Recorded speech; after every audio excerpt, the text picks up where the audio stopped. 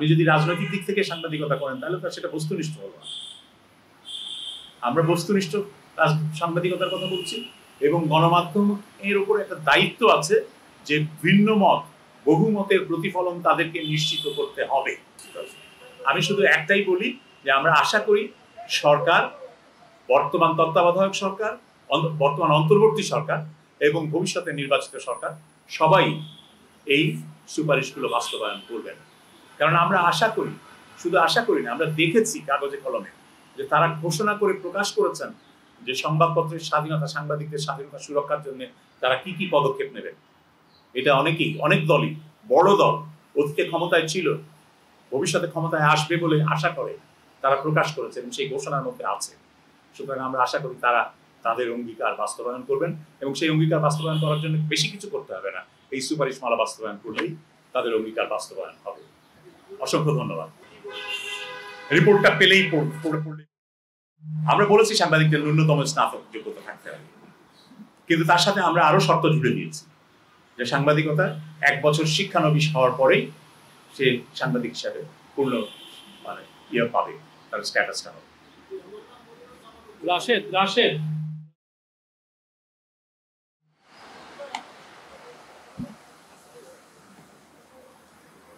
শুনতে পাচ্ছি না।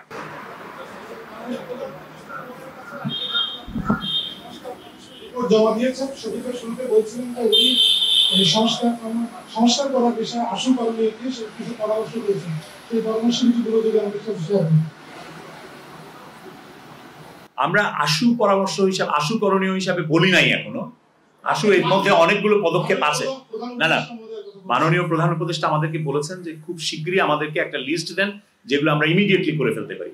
আমরা বলেছি আগামী 2 দিনের মধ্যে আমরা এটা দিয়ে দিব। এখানে লিস্টের মধ্যে বলা আছে অনেক কিছুই, যেগুলো করার জন্য বেশি কিছু লাগবে না, সরকারের একটা নির্বাহী আদেশেই সেগুলো হয়ে যেতে পারবে। সেগুলোর জন্য কোনো আইন করা লাগবে না, কোনো কনসালটেশনেরও দরকার হবে না, কারণ সেগুলো সব এভিডেন্স বেসড।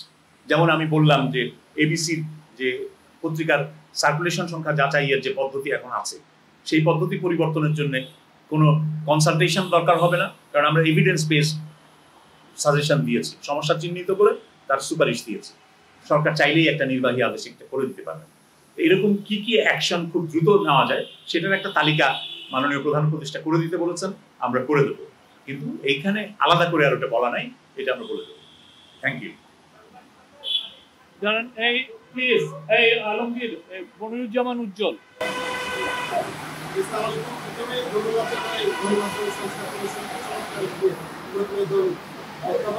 এগুলো শুনতে খুব সুন্দর হলেও বাস্তবায়ন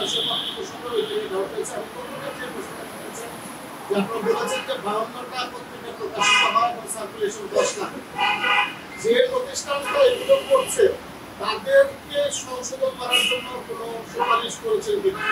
কারণ আমরা দেখেছি যে অতীতের সরকারের আমলে রাজনৈতিক ছিল, কিন্তু এখন তো একটা ভালো সরকার এসেছে এবং তারা চমৎকার কাজ করছে। এই সরকার এই যে ডিএমপির যে মিথ্যা তথ্য দিয়ে নিজেদের উদ্যোগ তারা মিথ্যা তথ্য প্রচার করেছে এবং এখনো করে যাচ্ছে, আমি বলবো যে এই সরকারের আমলে আমরা দেখতে পাচ্ছি। তাহলে এই সরকার কি ব্যবস্থা নিয়েছে বা তাদের বিরুদ্ধে কোনো ব্যবস্থা বা তাদের সংশোধনের কোনো সুপারিশ আপনারা করছেন? সরকার কি ব্যবস্থা নিয়েছে সেটা তো আমি বলতে পারবো না, সেটা সরকার বলবেন। কিন্তু আমরা সুপারিশ করেছি যে আমি বললাম তো যে যাচাইযোগ্য ব্যবস্থা হতে হবে, এবং যাচাইযোগ্য ব্যবস্থা কি কি সেটার মধ্যে আছে। একটা হলো যে পত্রিকা বিক্রির বিল, রসিদ, সেটা যাচাই করার ব্যবস্থা থাকতে হবে। আর একটা হলো আয়কর দেওয়ার রিটার্ন জমা দিতে হবে। কোনো কাগজ যদি 1 লাখ বিক্রি হয়, সে 2 লাখ বিক্রি রিটার্ন দেবে না, 1.25 লাখেরও দেবে না, 1 লাখই দেবে। সুতরাং আয়কর রিটার্ন দেওয়া বাধ্যতামূলক করা হোক, এটা আমরা বলেছি। ডিএফপি কে আমরা দায়ী করি, অবশ্যই ডিএফপি মানে চরম দুর্নীতি হয়েছে, কিন্তু শুধু ডিএফপি একা দুর্নীতি করেছে এটা মনে করলে ভুল হবে। আমরা যে নথিপত্র প্রকাশ করছি সেই নথিপত্রের মধ্যে দেখবেন এমন অখ্যাত কাগজকে 8ম ওয়েজ বোর্ড বাস্তবায়নের সার্টিফিকেট দেওয়া হয়েছে, সেই সার্টিফিকেটে কাদের স্বাক্ষর আছে আপনারা একটু দেখে নেবেন। তাহলে এই দুর্নীতির জন্য শুধু সরকারি আমলাদেরকে দায়ী করলে চলবে না, তাদেরকেও কিন্তু দায়ী করতে হবে। ধন্যবাদ। ভাই, আমি মহিউদ্দিন রেজিস্টার পত্রিকা থেকে বলছি। একটাই প্রশ্ন একটু একটু বড় হতে পারে, আমি সরি সাধারণ বড় প্রশ্ন করবো। একটা প্রশ্ন হচ্ছে যে আমাদের স্বাধীন সাংবাদিকতার জন্য অনেকগুলো রিপ্রেসিভ ল আছে, যেটা অনেক বড় একটা অবস্থা। সেই প্রসঙ্গে আপনারা কি বলেছেন? আর স্বাধীন সাংবাদিকতার আরেকটা বড় জায়গা আছে পলিটিসাইজেশন। এই পলিটিসাইজেশন বৃহত্তর দেশের মধ্যেও আছে, একত্র মালিকদের মধ্যেও আছে, আবার আমাদের নিজেদের সাংবাদিকতার মধ্যে এক ধরনের আছে। এই দুইটা বিষয়ে কিভাবে অ্যাড্রেস করার জন্য আপনারা পরামর্শ দিচ্ছেন? আপনার যে প্রশ্ন আইন সংক্রান্ত বিষয়, যে সাংবাদিকতার পথে প্রতিবন্ধক তৈরি করে, বাধা তৈরি করে এরকম আইনগুলো, সেগুলোর প্রত্যেকটা আইন ধরেই আমরা বলেছি যে কোথায় কি কারণে বাধা তৈরি হয়।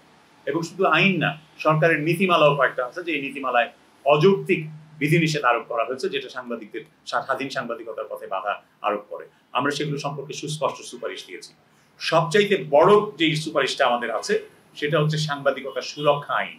আমি আগেই বলেছি যে সাংবাদিকদেরকে হুমকি, হয়রানি, সহিংসতা সাংবাদিকদের বিরুদ্ধে, সাংবাদিকতার কাজের জন্য, অন্য কোনো কাজের জন্য না। আপনি রাজনীতি করবেন আপনার রাজনীতির জন্য না, বা কিংবা আপনি ব্যক্তিগত কোনো সুযোগ সুবিধা নিতে চান, সেখানে কোনো অন্যায় করছেন, সেটার প্রোটেকশনের জন্য না।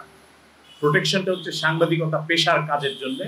আপনি যদি কোনো হুমকি, কোনো ধরনের আক্রমণ, কোনো ধরনের আইনি বাধার সম্মুখীন হন, সেটা যে তরফ থেকেই হোক, সরকার কিংবা কোনো এজেন্সি কিংবা এমনকি আপনার মালিক পক্ষ, তাহলেও এই সাংবাদিকতা সুরক্ষা আইনে সাংবাদিকের পেশাগত সুরক্ষা নিশ্চিত করার দায়িত্ব সরকারের উপরে পড়বে। আমরা সেই আইনের একটা খসড়া তৈরি করে দিয়েছি, যাতে অধ্যাদেশ হিসাবে সরকার সেটা অচিরেই প্রকাশ করতে পারে এবং জারি করতে পারে এবং সেটা কার্যকর হয়। আমার মনে হয় না যে এর চাইতে বড় কোনো পদক্ষেপ নেওয়া সম্ভব। এই সাংবাদিকতা সুরক্ষা আইন বিভিন্ন দেশে হয়েছে, এখন হচ্ছে আমাদের সাবকন্টিনেন্টেও। পাকিস্তানে এই আইন বিবেচনাধীন আছে পার্লামেন্টে, ভারতেও এই ধরনের একটা আইন পার্লামেন্টে বিবেচনাধীন আছে, ইউরোপে আছে এই আইন, ইউরোপীয় ইউনিয়নে এই আইন করেছে। এবং সেই ইউরোপীয় ইউনিয়নে এমনকি ওই যে স্পাইওয়্যার যে আপনার ডিভাইসে, মোবাইল ডিভাইসে ইমপ্লান্ট করা হয়, কিংবা প্রাইভেসি হস্তক্ষেপের জন্য যে আমাদের মোবাইল চেক করে দেখে, এগুলো করতে পারবে না যদি এই আইনটা হয়। সো আমরা সেরকম একটা আইনের প্রস্তাব করেছি।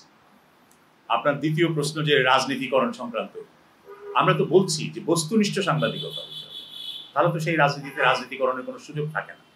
আপনি যদি রাজনৈতিক দিক থেকে সাংবাদিকতা করেন তাহলে তো সেটা বস্তুনিষ্ঠ হবে না। আমরা বস্তুনিষ্ঠ সাংবাদিকতার কথা বলছি, এবং গণমাধ্যম এর উপর একটা দায়িত্ব আছে যে ভিন্ন মত, বহুমতের প্রতিফলন তাদেরকে নিশ্চিত করতে হবে। Thank you. আমার মনে হয় আর কোনো কোশ্চেন নাই, প্রশ্ন নাই। আমরা বলেছি সেখানে সরকারি কর্মকর্তা প্রচুর, সরকারি কর্মচারী, এবং তারা সরকারি কর্মচারী থাকতে চান। তারা এই জাতীয় সম্প্রচার কর্তৃপক্ষের বা নতুন সম্প্রচার সংস্থার অধীন হতে চান না। আমরা বলেছি তাদেরকে সরকার অন্যান্য জায়গায় আত্মীকরণ করে নিতে পারে, সরকারের বিভিন্ন বিভাগে।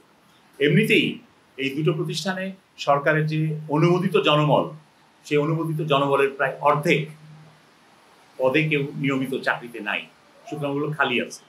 যা আছে তাদেরকে সরকার চাইলে অন্যান্য সরকারি বিভাগে আত্মীকরণ করতে পারে, অথবা গোল্ডেন হ্যান্ডশেকও দিতে পারে। যারা স্বেচ্ছায় বিদায় নিতে চায় বিদায় নিতে পারে। আমরা বলেছি যারা থাকতে চায় তাদেরকে তাদের যে বর্তমান যে সুযোগ সুবিধা তারা পান, সেই সুযোগ সুবিধা তারা অব্যাহত পাবেন, তাদের চাকরি শেষ হওয়া পর্যন্ত। এই বিধানটার কথা আমরা বলেছি। আর নতুন নিয়োগের ব্যাপারে যে সংস্থা হবে, সংস্থার যে পরিচালনা পর্ষদ হবে, তারাই সিদ্ধান্ত নেবে যে কি চাকরি বিধি হবে, তাদের নিয়োগ বিধি কি হবে ইত্যাদি, তারাই সিদ্ধান্ত নেবে। Thank you.